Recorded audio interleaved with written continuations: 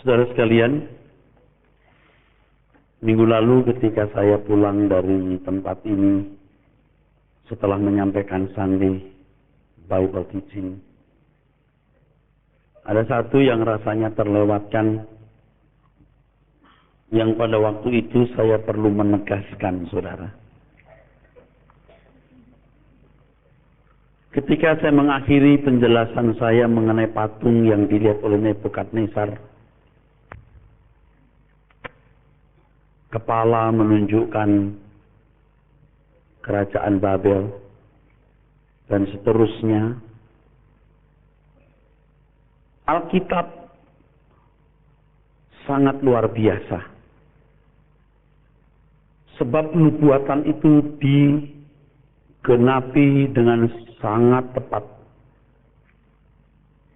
Digenapi dengan sangat tepat dan sangat cermat. Sekarang ini kita ada di zaman kaki, yaitu adanya negara-negara yang kuat dan negara-negara lemah. Negara-negara kuat yang digambarkan, difigurasikan dengan besi, dan negara-negara lemah yang difigurasikan dengan tanah liat. Kita sungguh-sungguh ada di dekade ini. Kita sungguh-sungguh ada di masa ini, saudaraku.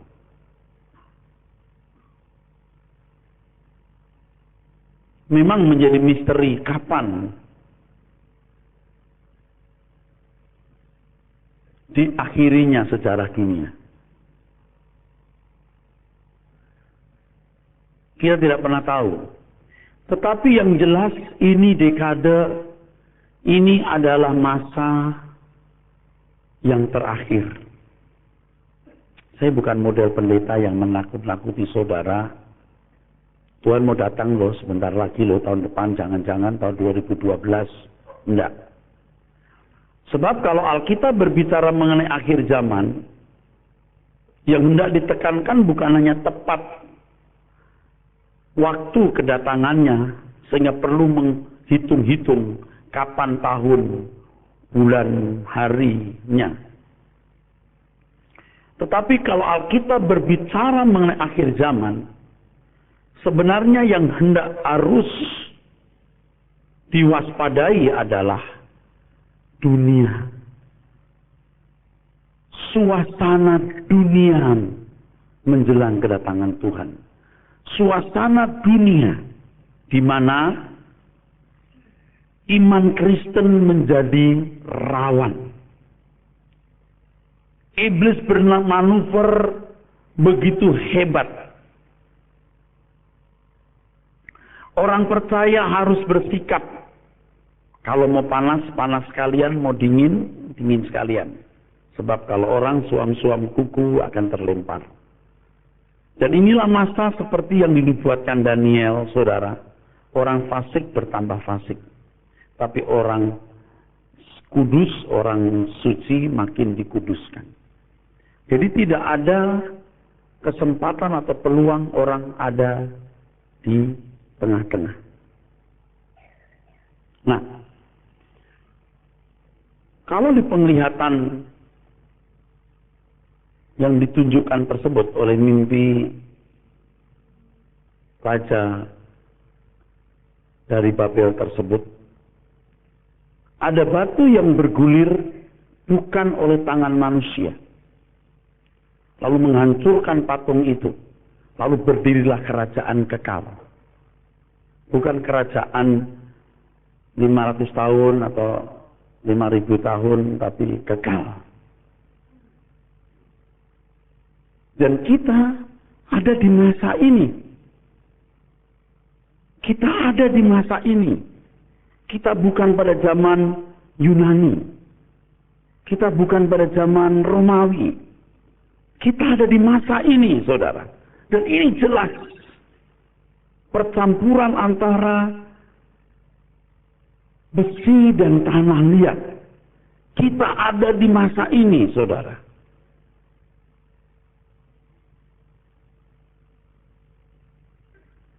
Untuk itu, kita harus benar-benar serius Biar kiranya kita termasuk kelompok orang yang makin dikuduskan. Sebab penggenapan setiap lutut akan bertelut. Setiap lidah akan mengaku Yesus adalah Tuhan. Baik yang di langit di atas, yang di bumi maupun di bawah bumi. Jadi ini sebuah pengakuan final. Seluruh makhluk yang masih hidup, yang ada di surga maupun yang sudah mati di Hades. Di bawah bumi enggak lain Hades. Jadi tidak ada kelanjutan cerita lagi, enggak ada. Dan inilah zaman itu. Kalau saya bisa paksa diri, saudara. Saya memaksa diri. Bagaimana saya memposisikan diri saya sebagai anak Tuhan yang menempatkan kematian di depan saya. Dan memandang langit baru, bumi baru itu sebagai sesuatu yang real. Yang real, yang nyata. Seperti seorang atlet yang menempatkan perlombaan di depan mata. Ya. Kalah menang itu realitas. Tapi karena Tuhan menjanjikan kemenangan, yakin piala itu ada di depan. Maka seorang atlet itu, kalau atlet dia perlu berlatih, saudara. Dia mesti kerja keras.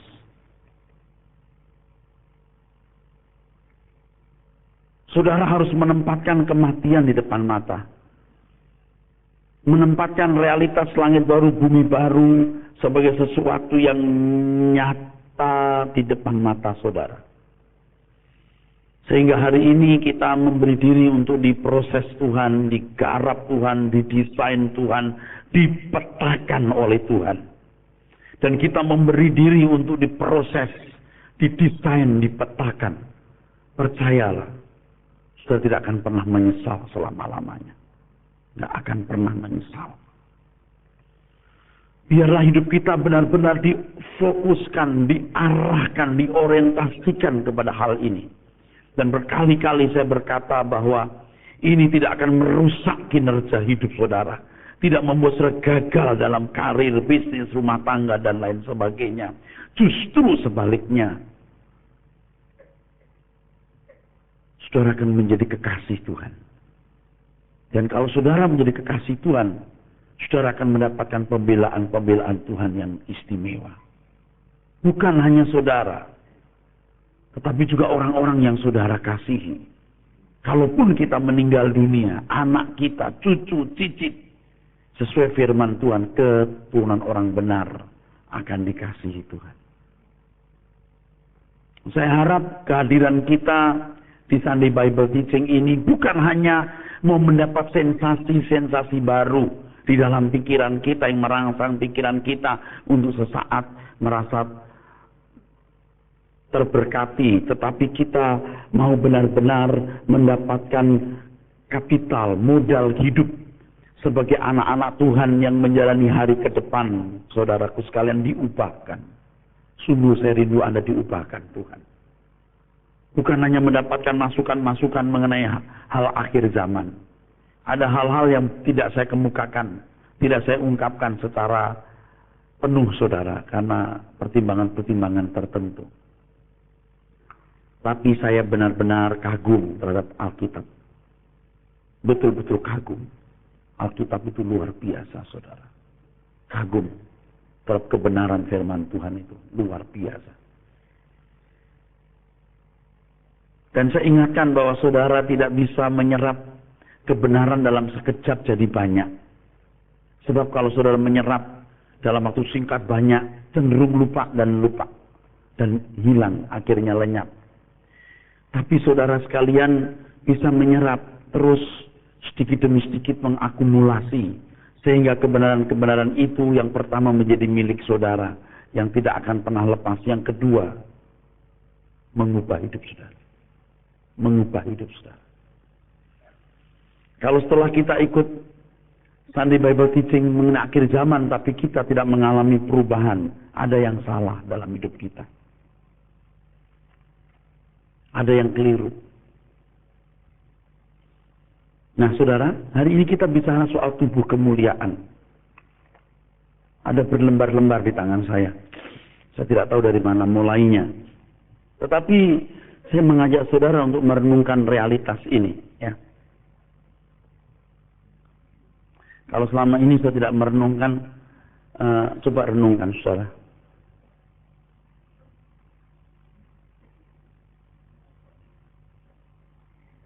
Ketika kita lahir, saudara, ya, itu grafiknya begini, saudara.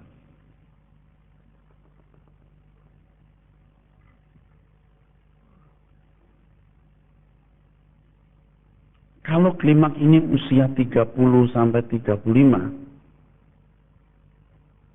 terus turun sampai 80, 70. Seandainya kita punya kesempatan hidup 1000 tahun, anggaplah 1000 tahun, itu sudah lebay. Anda bisa bayangkan nggak bahwa yang cantik, yang ganteng, yang kuat, yang mulus akan mengalami satu degradasi pada waktunya. Tangan yang mulus, dikutek, nanti akan bergelombang seperti laut Atlantik.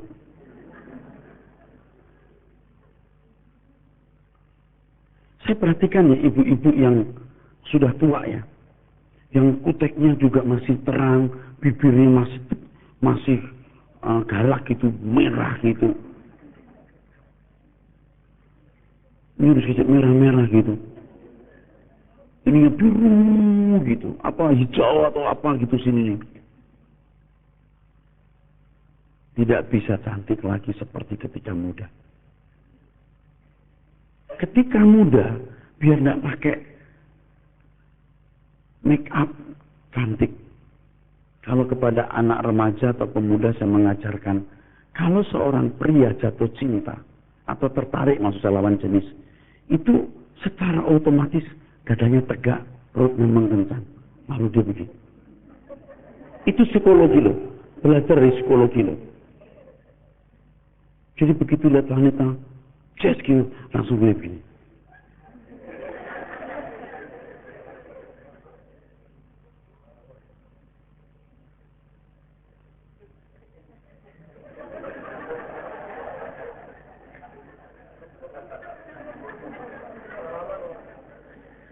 Bukan pengalaman, semua kita juga begitu Pak.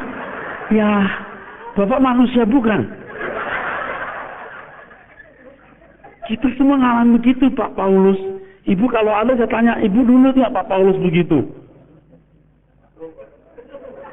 Mungkin kita nggak langsung, emangnya jago terus. Enggak. Tetapi ini memang sudah merupakan kodrat loh Pak. Dari gagah, kelihatan gagah. Nah, kalau perempuan enggak, pipinya kemerahan. Enggak ada perempuan terus segini juga. Itu amfibi.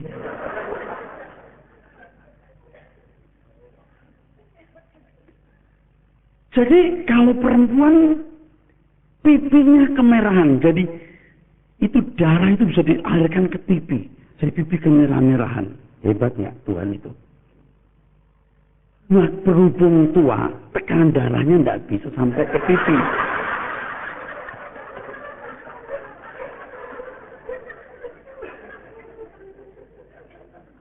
Kenapa? Karena punya urat saraf motoriknya sudah tidak selancar, seelastis waktu muda. Jadi tidak bisa memompa cepat merah. Nah, supaya kelihatan lebih cantik, dimerahin dari luar.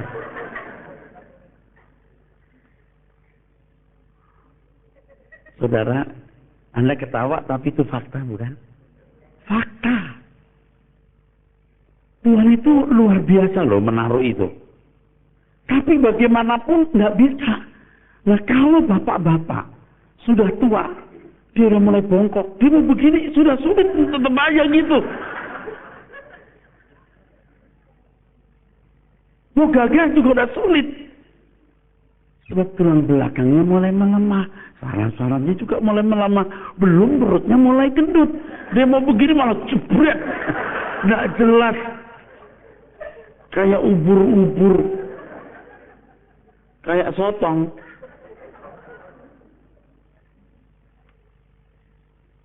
Hebat ya, hebat loh. Kalau ciri-ciri yang lain nanti kalau di ceramah Love Sex and Dating saya beritahu kalau pria kan dan wanita itu jantung mulai berdetak lebih keras itu. Jadi seperti beduk idul adha. Buk, buk, buk, buk, buk. Makanya jangan heran mulai kalimatnya terbata-bata. Mulai terbata-bata gitu ya. Dia ngomong sama pacarnya, aku, dia mau menyatakan cinta, aduh, kan jantungnya duk, duk, duk. Aku, apa sih? Aku mau minum obat.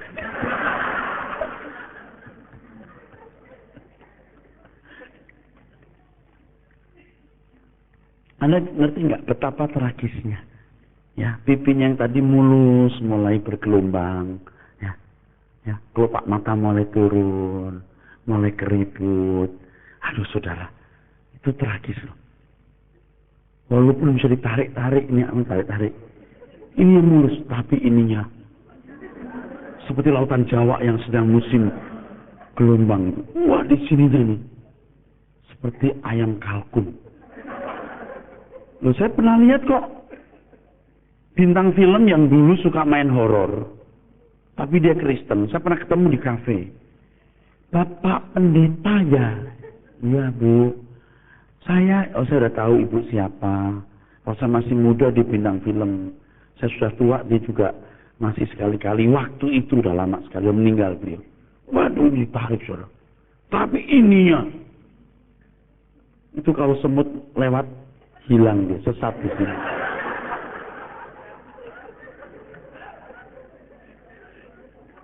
Nyasar dia. Tragis loh, tragis. Waktu muda saya lihat Ernie Johan ya, cantik gitu. Lalu satu kali kita ketemu di satu rumah gitu, satu rumah jemaat yang sedang mungkin acara nyanyi. Oh, ini yang cantik dulu ya, udah nggak secantik dulu lagi ya. Tapi dulu cantik banget rasanya. Ya, Ernie Johan.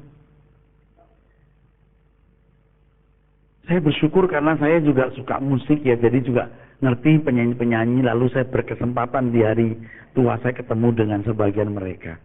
Oh, dulu ini yang kita puja-puja rasanya, oh gini aja gitu. Ya, Desi Arisandi, yang itu ya. Iya.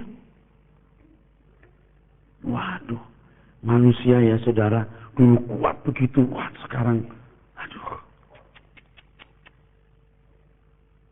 Mungkin ibu-ibu juga lihat foto kemudaannya, aduh cantik kayak Ernie Johan. Sekarang kayak Ernie Jojon.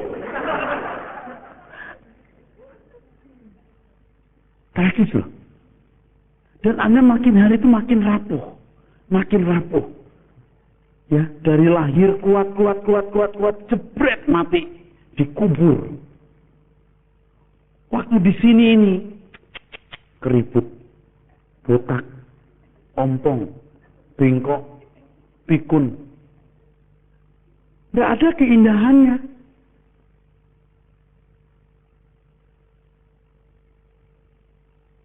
Saya kan sering ketemu orang tua ya, salaman. Kalau bekas senior saya, ibu gembala tahun, saya masih muda, saya agak cium gitu. Keriput luar biasa. Saya kira sambil ngikut, pada keriput juga.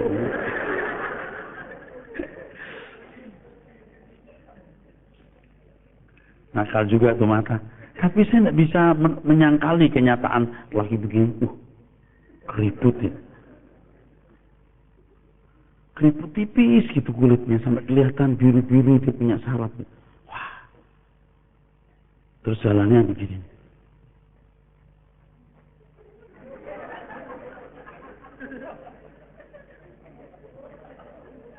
Ada yang begini.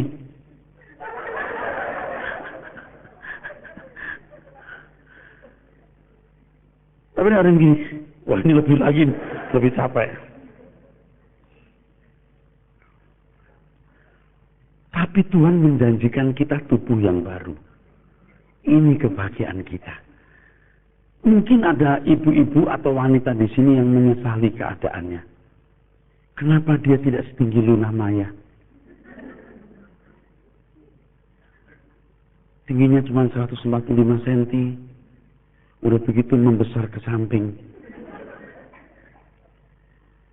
Kenapa hidungnya tidak mancung ke depan, malah mancung ke dalam?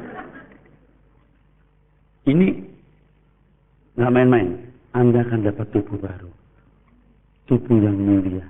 Yang tidak bercacat. Yang begitu lahir udah cacat. Begitu lahir udah menurun, udah mewarisi penyakit orang tua. Lalu terus mendekati kematian. Saudara, kita bersyukur. Karena kita dijanjikan Tuhan tubuh kemuliaan. Dan hari ini saya menjawab pertanyaan di dalam kertas, Pak, apa itu tubuh kemuliaan? Nah, sebelum kita baca lebih lanjut di sini, saya akan memberikan satu prinsip penting. Kejadian pasal 1. Kejadian pasal 1 ayat 31.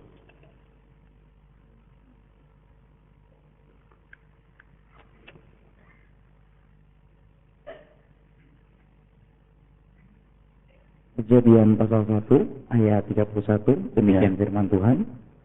Maka Allah melihat segala yang dijadikannya itu sungguh amat baik.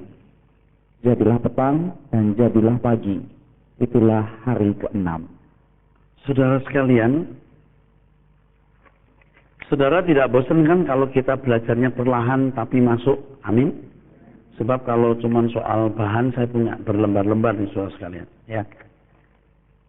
Cuman saya takut gini loh, seperti pengalaman ya, tentu saya sudah belasan kali seminar ya, soal akhir zaman ini. Saya tidak mau saudara dengar nanti besok lupa lagi, terus besok lagi kapan-kapan dengar lagi. Enggak, ini jadi milik saudara. Amin. Jadi kalau saudara merasa tidak dapat banyak, itu cukup. Besok kita ketemu lagi. Asal saudara setia. Jangan ada rajin besok males Ya saudara, kita bukan mau supaya ini penuh, enggak. Saya rindu semua kita diubahkan Tuhan. Amin.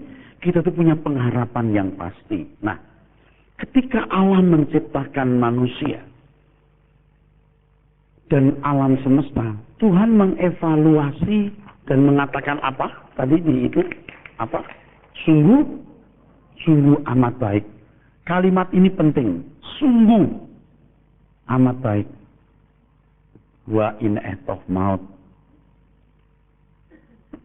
Tof, ya, sudah tof, sangat meot, ya, sangat baik, sungguh amat baik, sungguh sangat baik.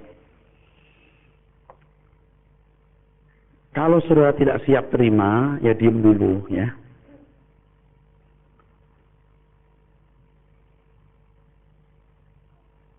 Apa yang diciptakan Tuhan di kitab Kejadian itu jelas mengindikasikan amat baik. Tidak ada yang lebih baik dari apa yang sudah ada.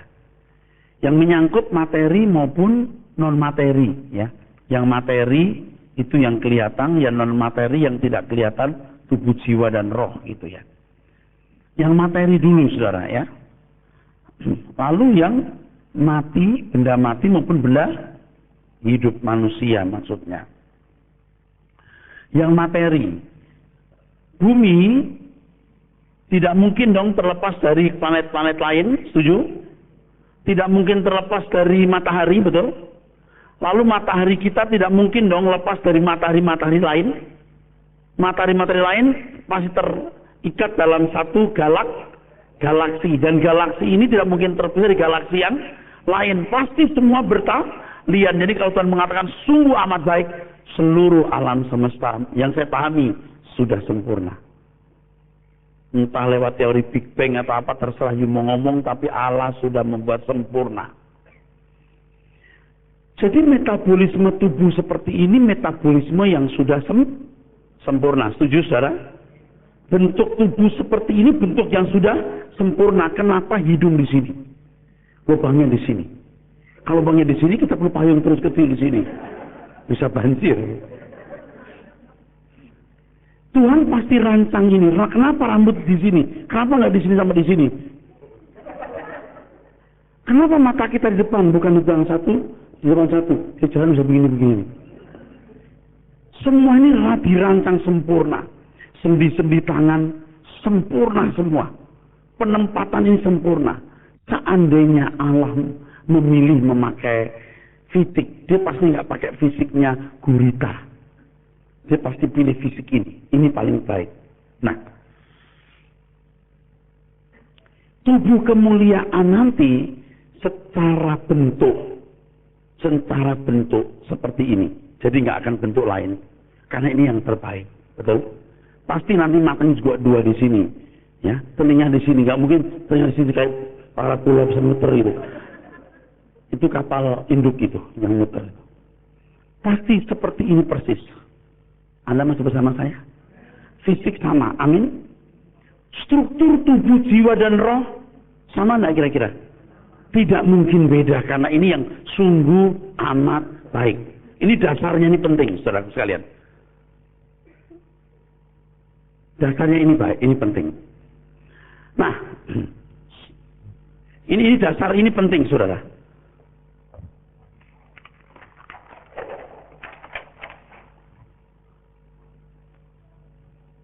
Saya mau ngomong hal yang agak rumit, tapi saya ngomong terus ya. Jadi yang pertama bahwa secara materi alam semesta sudah lengkap. Nggak ada tuh penciptaan alam semesta yang baru. Lalu kalau orang nanya, Pak, ada nggak alam semesta di tempat lain? Saya kurang yakin ada, karena Allah itu monoteisme. Mono itu satu. Pasti alam semesta juga mono. Tapi di sebelah sana, Pak, saya nggak yakin ada. Kalau ditanya apakah ada manusia lain selain kita, saya juga nggak tahu, tapi saya cenderung mengatakan tidak. Karena Allah itu mono. Nggak mungkin dia sibuk ke sini terus sibuk juga di sana gitu. Paham maksudnya? Anaknya juga tunggal satu, mono, tunggal, hebat. Jadi kalau ada orang nanya, Pak, mungkin nggak di sana ada juga manusia lain? Kecil kemungkinan. Kalau bicara soal alam semesta sudah sempurna, sudah finish, sudah final, saudara. Ya.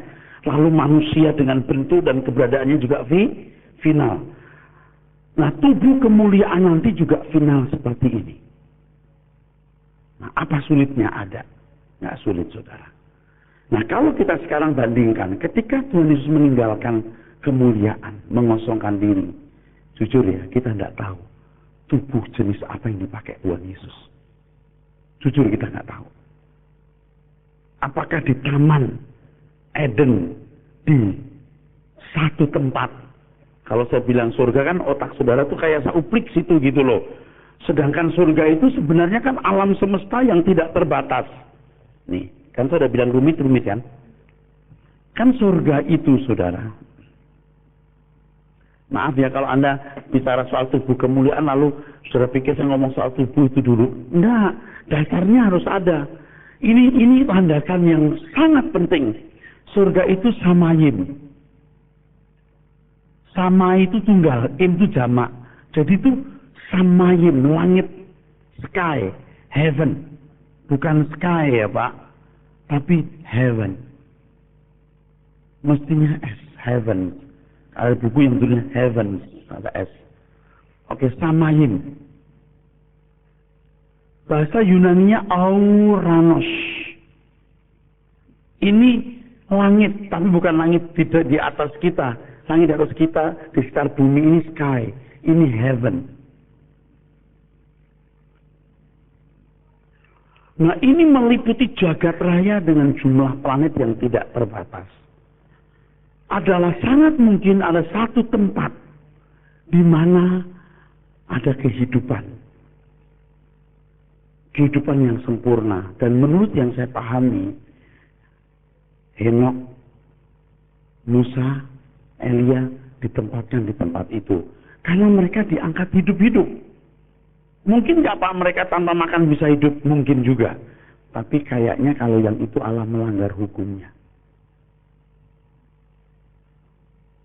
Aku bukan Allah orang mati, tapi Allah orang hidup. Mesti ada yang disisakan hidup.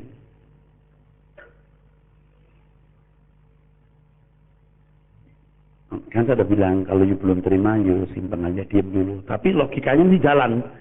Kalau Elia dibawa hidup-hidup terus sana, nggak makan masih bisa hidup. Oh, Tuhan berkuasa. Berkuasa.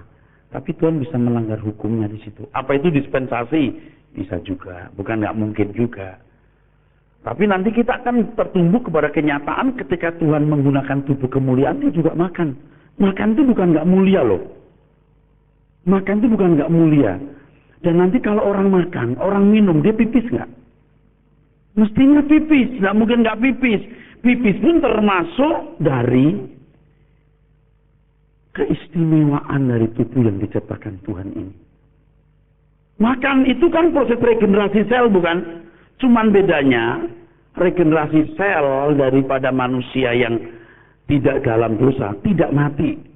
Jadi itu hebat loh. Kita kan baru tahu ternyata ada regenerasi, ada perubahan atau pergantian sel. Betul?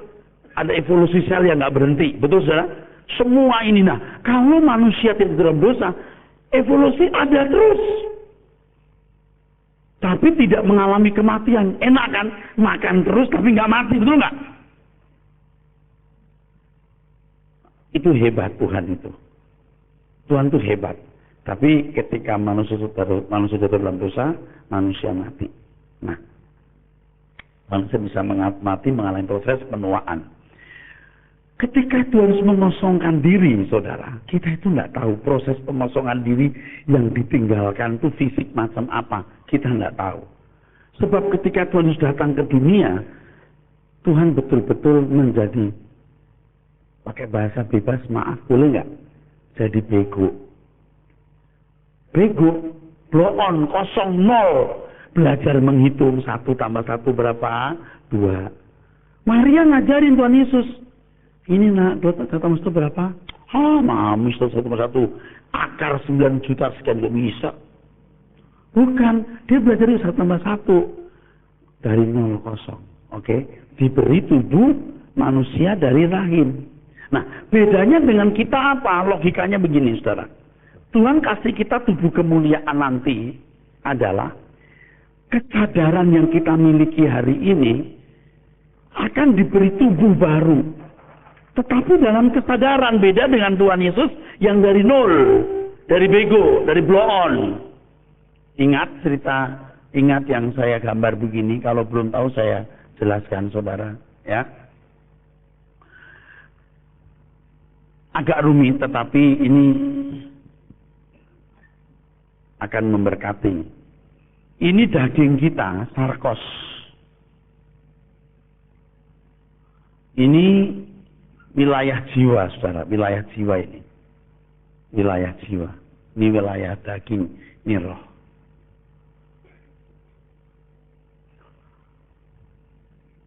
Ketika kita mendengar Injil, ya, ketika mendengar Injil, ini sebenarnya rusak. Sebelumnya banyak warna, sekarang diwarnai.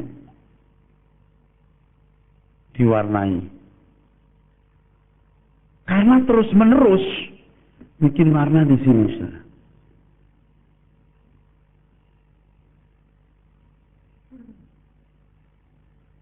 Kalau ini warnanya biru, dalamnya juga biru. Ini yang sebenarnya disebut sebagai phroneo.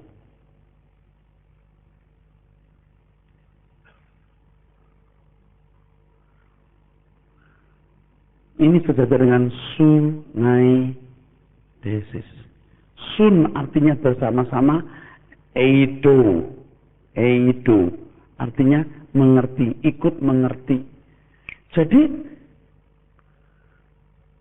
di dunia itu kita membesarkan ini. Hendaklah kamu dalam hidupmu bersama menaruh pikiran perasaan yang terdapat juga dalam Kristus, phroneo. Itu di sini. Kalau di sini pikiran itu nous.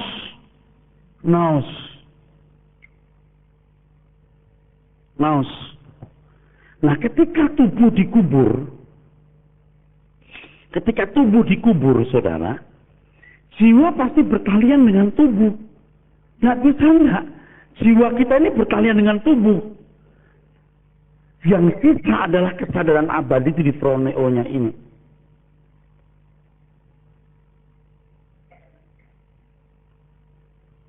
Halo? Masih bersama saya? Pak, jiwanya kemana Pak? Oke, saya jelaskan lagi. Apa itu jiwa? Kok ini jelaskan ya? Karena nanti Anda tahu bahwa yang diberi tubuh kemuliaan itu ini. Hasil akhir. Kalau ditanyakan Pak, nanti ada proses lagi di sana. Itu sulit dijawab. Bukan tidak mungkin, bisa. Oke. Nih. Ini kan kalau sperma ketemu ovum sperma, jebret, itu ya, jadi zigot.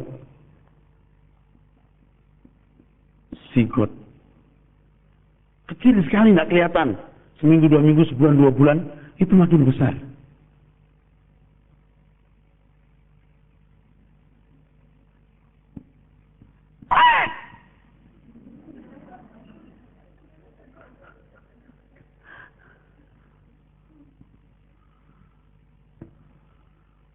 Nah, pada waktu sperma bertemu dengan ovum, sel telur, jebret, itu kan fisik ada, walaupun kecil nggak kelihatan. Ada unsur kehidupan nggak? Ada, rohnya ada, jiwanya belum lengkap. Begitu Oleh lahir itu, jiwanya belum lengkap. Umur 2 bulan, 3 bulan belum lengkap. Umur 2 tahun setengah baru. Umur 3 tahun baru, aku Upi marah, Upi mau makan. Tuh, jiwanya baru muncul. Nangkap saudara? Nah, ini memang nggak bisa dijelaskan secara lengkap sempurna, saudara. Nah, nanti kalau mati gimana, Pak? Hasilnya di sini. Ini sebenarnya gambar tidak mewakili fakta karena ada bagian-bagian yang tidak bisa diurai. Ini manusia itu kan personalitas, totalitas. Nggak bisa dibagi-bagi. Nah, tubuh akan dikubur, saudara. Jiwa akan lenyap bersama dengan tubuh. Tetapi roh yang diwarnai oleh jiwa, ini yang abadi. Ini yang dapat tubuh baru. Ketika dapat tubuh baru, ada jiwa lagi nggak? Ya jelas. Nah, bedanya dengan Tuhan Yesus, Tuhan itu roh saja. Jiwanya berkembang lewat proses seperti anak manusia lain. Nah, ini prestasi abadinya di sini. Ini yang akan dapat tubuh kemuliaan.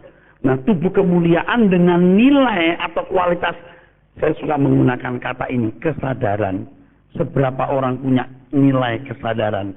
Kesadaran di sini termasuk nilai-nilai kesucian, nilai-nilai etika, norma, ya. Akan dapat tubuh kemuliaan. Yang saya pahami, anak-anak Tuhan harus memiliki pikiran perasaan Kristus. Phroneo. Jadi, luar biasa sekali kalau di Alkitab kita menemukan ternyata ada pikiran jiwa, namanya nous, ada pikiran roh, phroneo.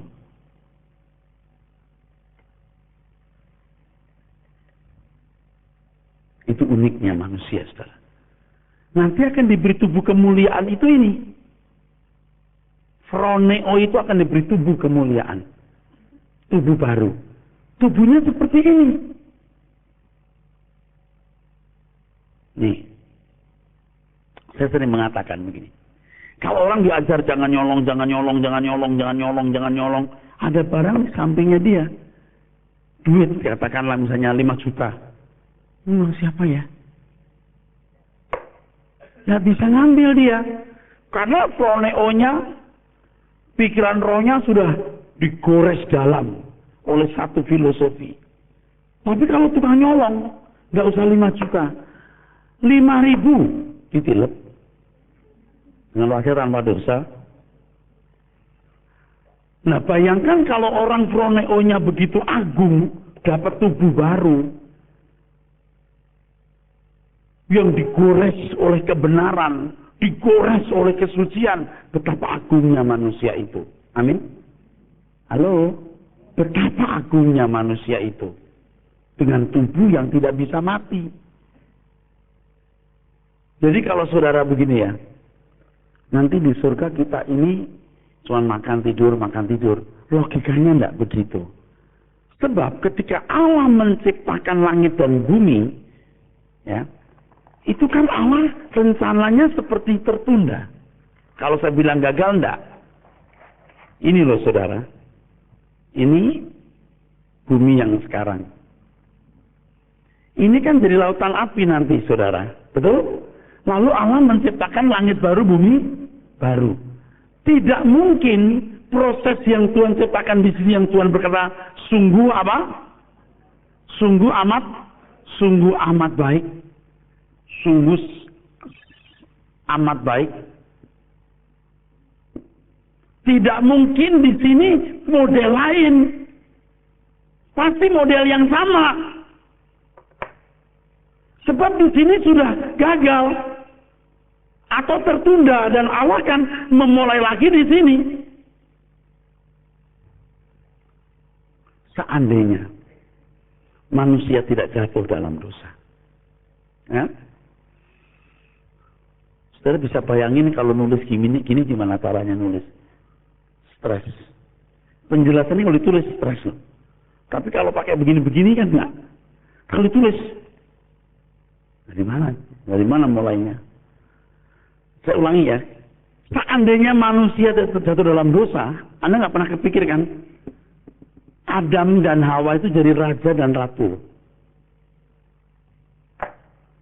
Kalau di kitab Ibrani pasal 5 kita menemukan kalimat dia pokok keselamatan, aitios, atau sumber keselamatan. Jadi semua orang percaya melihat Tuhan Yesus dan menjadikan dia pokok keselamatan bagi orang yang taat, yang meneladaninya. Tuhan Yesus ini pokok keselamatan. Kalau manusia tidak jatuh dalam dosa, Adamlah pokok keselamatan. Dialah juru selamat. Iblis dikalahkan karena Adam berhasil jadi corpus delicti. Setuju? Lalu semua anak-anaknya, semua ngelihat ke Adam. Ini loh model begini. Tapi Adam punya anak yang mencontoh dia, anaknya nyontoh lagi terus. Setuju saudara? Dia pokok keselamatan. Lalu bagaimana dunia seandainya tidak dalam dosa? Ya, teknologi juga dikembangkan. Masyarakat diatur. Ada pokok keselamatannya. Pasti tertib. Ya, rajanya saja sudah seperti Allah Bapa, anaknya terus semua seperti Allah Bapa. Nggak ada kematian. Nggak ada makin tua, Pak. Nggak makin tua, nggak masalah. Kita saja karena sudah terbiasa lihat bayi, orang tua. Rasanya kalau orang muda terus nggak pernah mati, aneh ya. Kalau seandainya manusia tidak jatuh dalam dosa, orang tidak menjadi tua, itu nggak aneh. Setuju? Nangkep saudara? Semua melihat Adam sebagai pokok keselamatan, saudara. Ada pemerintahan, ada makan, minum, ada pesta. Seperti biasa. Ada pengelolaan alam, bikin jembatan, bikin mau gedung bagus, mau membelah laut, kasih jembatan. Ada teknologi bukan ramah lingkungan, tidak merusak lingkungan sama sekali. Pasti sangat cerdas manusia. Manusia jatuh dalam dosa saja, hari ini bisa secerdas itu, saudara. Tapi matahari katanya umurnya 3 miliar, Pak. 3 miliar. Oke, seandainya manusia tidak jatuh dalam dosa selama 3 miliar tahun, udah hebat ke manusia. Mudah pindahkan masyarakat ini, pindahkan ke planet lain.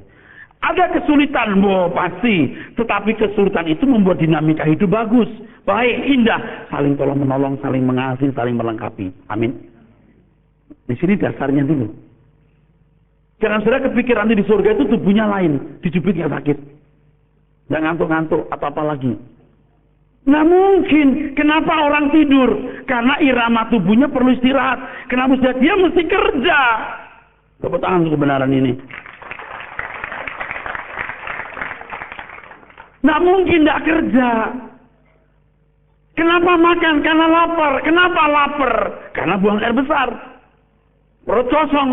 Bisa makan enak. Betul nggak? Enak nggak makan itu? Oh, di surga lidah kita lain. Makan kemenyan. Nggak mungkin kan? Nggak mungkin. Lihat wanita cantik tuh senang, pria ganteng tuh senang, musik bagus tuh senang. Pasti akan dimulai lagi di situ. Sebab ternyata Adam gagal. Tuhan Yesuslah yang jadi raja. Kemudian semua melihat Tuhan Yesus. Yang di bawahnya Rasul Paulus, Petrus. Yang model-model nggak mungkin bersalah, nggak mungkin mengkhianati Tuhan. Karena teruji waktu di dunia tidak berkhianat. Disembelih juga jadi. Betul? Apalagi di tempat di mana nggak ada dosa. Nggak mungkin berkhianat. Maka tidak mungkin orang tidak menderita. Kalau tidak mungkin orang tidak menderita kalau mau dimuliakan, pasti menderita. Membuktikan kecintaannya. Tepuk tangan dulu, saudara. Nggak mungkin diberkati, nggak ada masalah masuk surga. Nggak terbukti. Nggak mungkin. Di bawahnya Tuhan Yesus itu ada Paulus, Agustinus, Erastus, ada juga di situ. Boleh dong, gitu aja. Kok sirik sih? Boleh dong, ya kan? Amin. Ada dong, you ada kan? Can you? Amin, jangan ragu-ragu dong. Amin, amin apa iya toh? Iya. Takut lagi loh.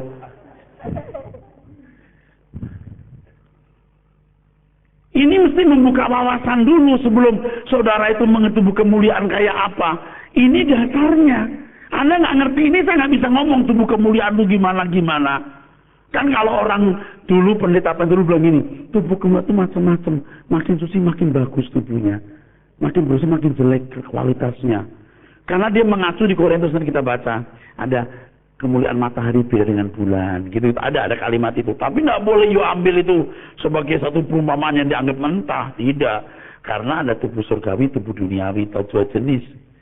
Surgawi itu artinya di dunia akan datang nanti, duniawi itu hari ini, itu maksudnya. Kenapa orang lapar? Ya ada metabolisme tubuh, amin. Makan, keluar lagi. Indah, saudara. Masuk Pak, nanti di surga ada TAI. Ya kalau ada emangnya kenapa ya? Kok you keberatan sih? You ngerti kalau teknologi bagus ya? Mungkin kotoran pun bisa diolah jadi BBM.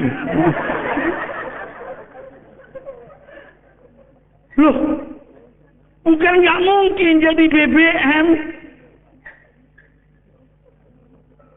Jadi nggak perlu ribut demo-demo BBM naik begini.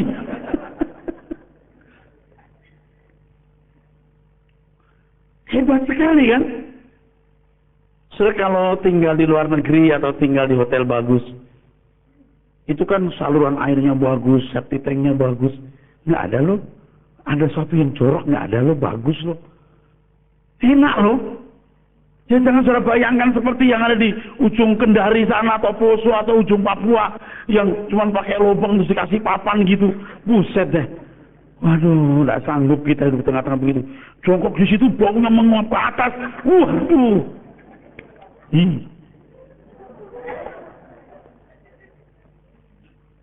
Ada yang main begini tembok gua. Anda mau saya ceritain lucu, pengen tahu. Di Petamburan dulu, tahun 80-an atau 70-an, ada dari Papua, baru datang ke sini, buang air nggak tahu, dia bungkus, dia lempar keluar.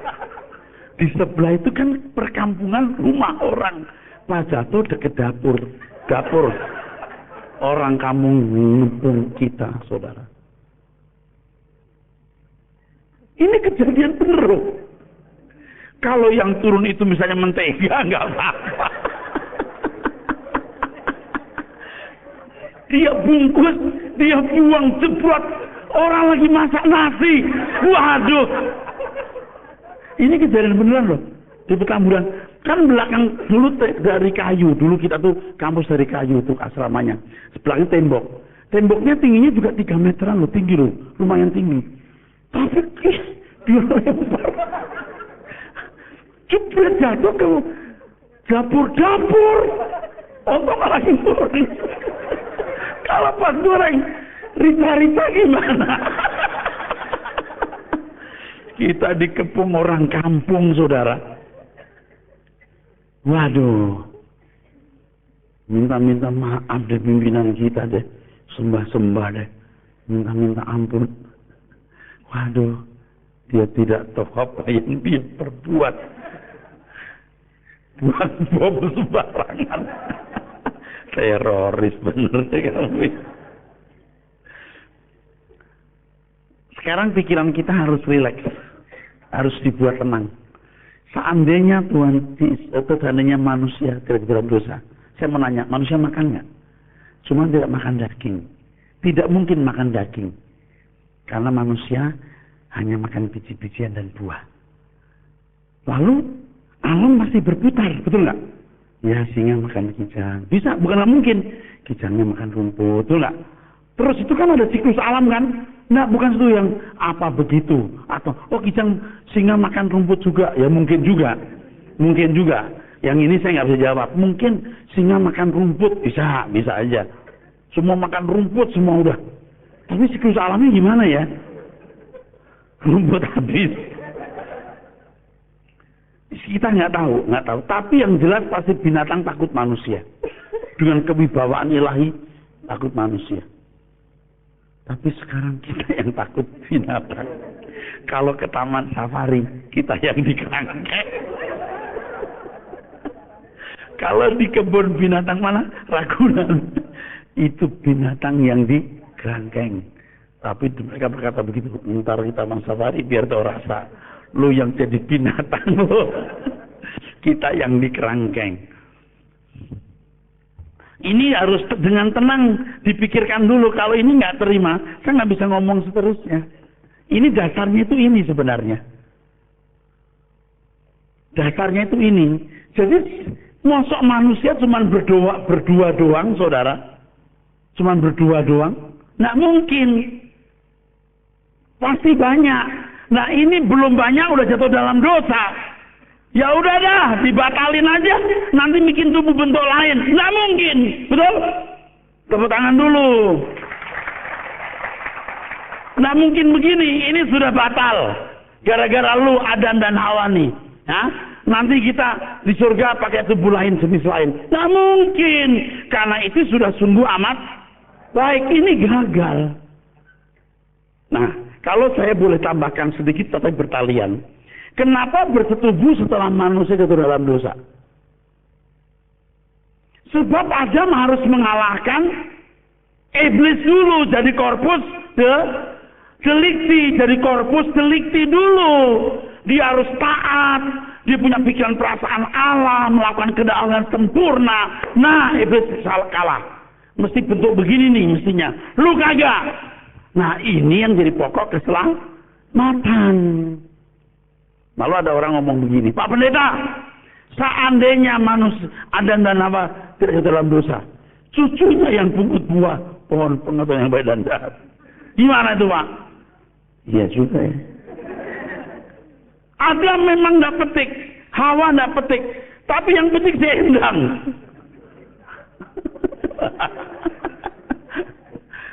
Gimana kalau yang petik si Endang? Yang petik si Lucy, Suzy, Tukinem, bagaimana? Joko, Bambang, Alio Ngabut, Atet, Amin. Gimana kalau yang petik mereka? Ada yang berdosa, ada yang tidak. Di sini jawabannya luar biasa. Pohon pengetahuan yang baik dan jahat bukan physically, itu hanya figuratif. Kejawab. Bisa jawab? Oh, yang ini banyak orang nentang.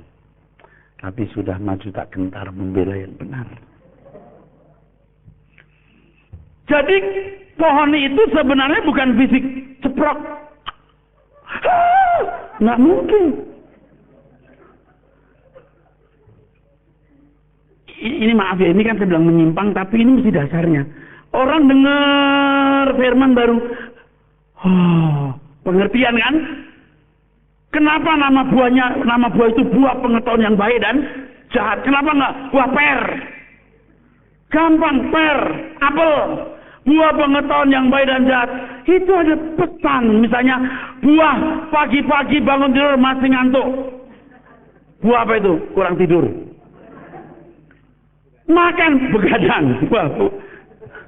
Jadi karena itu, karena dia memakan di dalam jiwanya, terbuka matanya. Seperti anak kecil tuh, waktu umur 2 tahun, 3 tahun, 4 tahun mandi bareng laki perempuan. Ini si Tutut, ini Titit gitu. Nggak malu. Kok buyutnya beda buyutnya ya? Rasanya dulu kita mandi bareng sama perempuan nggak malu deh, waktu kecil.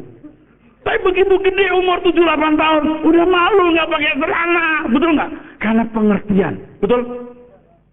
Kenapa? Wah itu Tuhan itu cerdas banget. Mereka telanjang, mereka malu. Pengertian. Itu pokoknya Alkitab itu dahsyat. Tepuk tangan saudara. Buah pengetahuan yang baik dan itu adalah apa? Pengertian. Filosofi. Kalau umur 7-8 tahun, pengertiannya berubah, udah malu. Seandainya umur 7-8 tahun di tengah hutan, nggak diajarin apa-apa, malu nggak? Kagak. Pengertian. Hebat. Orang makan buah terus malu, nggak mungkin. Kalau orang makan buah, kenyang.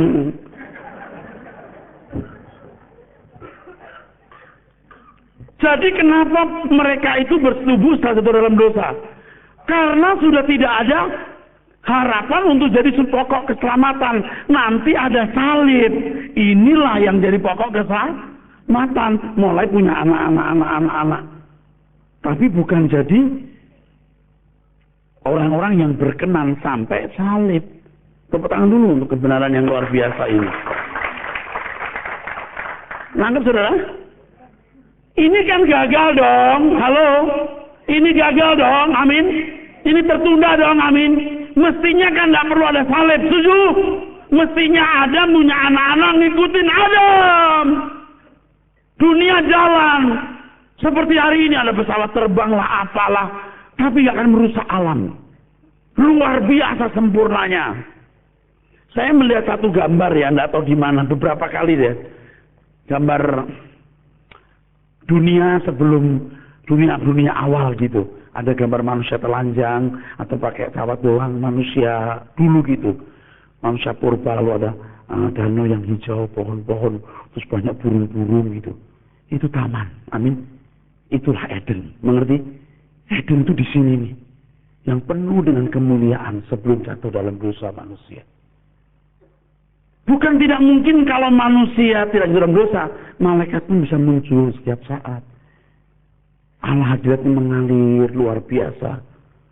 Ketika mendengar langkah kaki, lalu Adam bersembunyi, Allah berkata, Adam, apakah engkau makan buah yang kularang jangan dimakan? Betul? Berarti langkah itu sering muncul, lalu Adam, Bapak datang. Betul? Kali itu takut. Karena berdosa.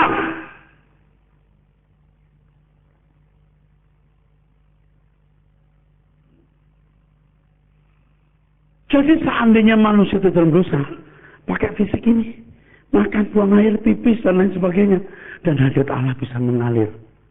Dia menikahnya punya pasangan hidup, tapi tidak pernah mati.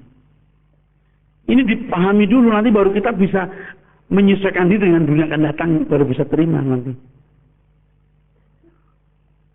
Mungkin Anda kaget karena yang begini belum pernah sudah dengar sebelumnya. Jangankan saudara, saya juga belum pernah. Bapak dapat dari mana? Ya dapat sendiri saja.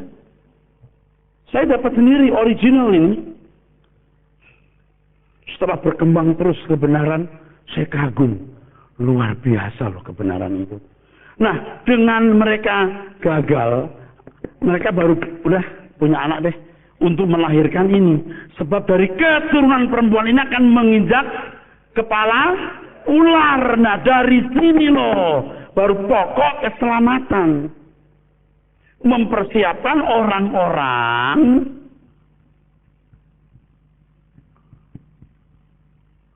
yang akan masuk dunia ini. Orang-orang maksudnya di dunia ini pasti sama dengan dunia yang pernah diciptakan oleh Allah. Pak, tapi katanya surga itu nanti lantainya emas. Itu mungkin istana. Istana Bapak di surga. Istananya bisa.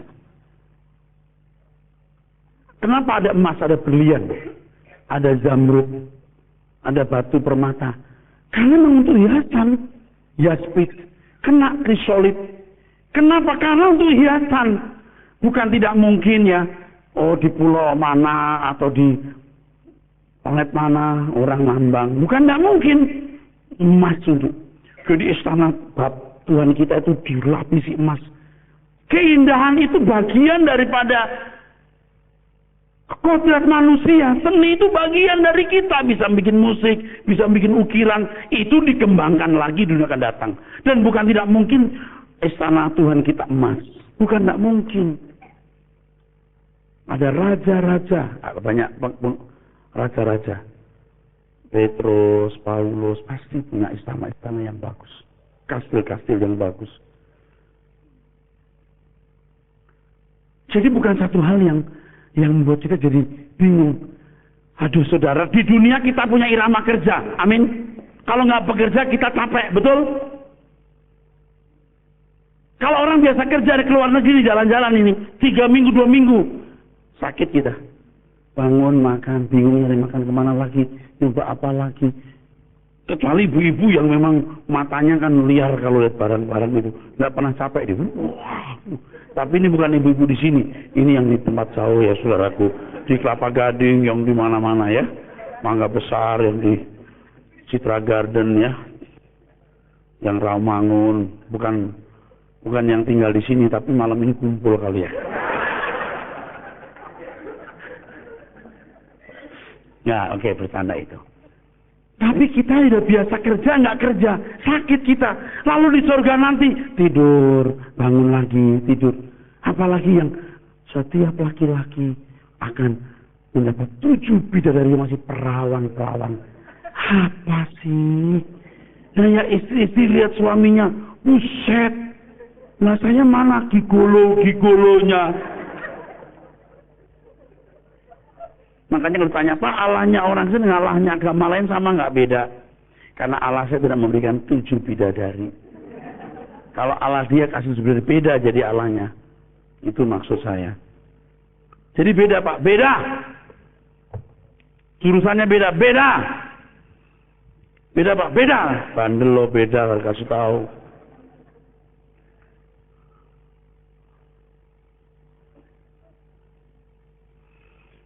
Nah, orang-orang ini akan mengelola bumi baru. Mengelola itu indah. Anda tahu nggak ilmuwan yang menemukan satu penemuan? Girangnya kayak apa? Ini luar biasa. Betul nggak? Dan Allah menyiapkan kekayaan yang tanpa batas. Di sini sudah ditemukan. Di sini akan lebih cepat. Akan lebih cepat. Saya sering menggambarkan begini, saudaraku sekalian. Anda pernah lihat kan satu kota atau saya bilang desa nggak bisa nggak pantas disebut desa ya. Kota-kota di tempat-tempat apa ya namanya, di perkampungan lah ya, dusun atau di sekitar Brisbane atau Sydney gitu. Aduh saya udah pernah cerita itu. Saya bukan satu kali loh, beberapa kali loh. Saya nggak bisa ngerti loh. Nggak bisa ngerti orang kok bisa ya ciptakan suasana begitu. Rumah-rumah yang nggak ada pagernya gitu loh. Nggak bisa ngerti deh. Tertib gitu. Teduh bener gitu. Jam 5 sore udah pakai jas, baju rapi, kumpul nih. Kayak ada restoran di tengah-tengah kampung itu, minum kopi, terus ngeteh, ngomong, ketawa-ketawa. Kok indah ya. Terus toko-toko jam 5 ditutup gitu. Toko-tokonya juga bukan toko berantakan, toko rapi di pinggir gitu, walaupun nggak tingkat, bersih gitu. Aduh kok begitu ya. Pagi hari udah mulai kan mereka agraris ya, bersih gitu, rapi gitu. Enak bener ya. Nah di kerajaan Tuhan nanti seperti itu. Ya kerja, ya ketemu teman, oke? Ya punya rumah, ya mengembangkan kehidupan. Nah, pertanyaannya kemudian, kita nikah enggak? Nah, itu masalahnya. Yang saya nggak akan jawab. Tapi dari penjelasan saya, saudara bisa menerka. Kalau nanti nikah gimana, Pak? Penuh. Anda tahu nggak, jagat raya nggak terbatas. Rancangan Allah itu sempurna benar, saudaraku. Ya, oke? Aduh, baru 1 jam nih ngomong begini. Belum masuk ke sini nih. Jadi soal kebangkitan minggu depan akan luar biasa lagi, saudara. Kita masuk ke masalah, ya. 1 jam loh saudara ngomongnya, betul? Hebat ya, 1 jam nggak berasa ya. Oh, lanjut. Tambo. Orang Batak bilang tambo.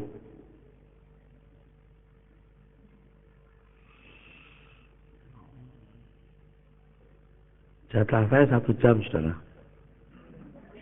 Kalau lebih itu ada tambahannya.